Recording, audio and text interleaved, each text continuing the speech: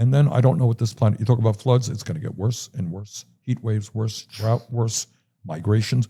There are millions, hundreds of millions of people, little farmers in poor countries. They can't farm anymore. Yeah. So I disagree with Trump on that.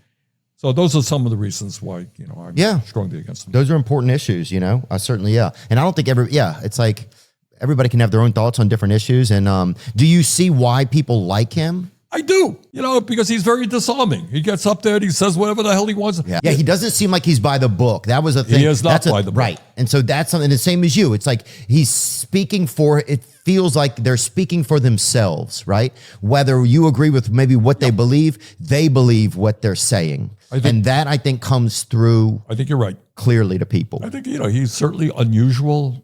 Gets up there and he rants and he does his thing, and he's not necessarily, I'm sure his advisors go crazy, but he's not reading, not reading off, he doesn't have 14. Kid Rock is one of his advisors, And look, I love Kid Rock, but I don't know if every advice of his is the best, but now some of it is, that's for sure, but some of it may not. You're right. Be. And a lot of these politicians have 18 different consultants. You can't use that word. You can't say that.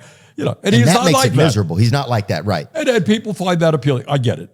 But, again, I don't think you could have a pathological liar or somebody who doesn't believe in women have the right to control their bodies, who doesn't believe in climate change. I think that's bad. And by the way, I'm not quite so sure how much he believes in democracy as well. Yeah. Well, and look, that's how you feel, and it's important.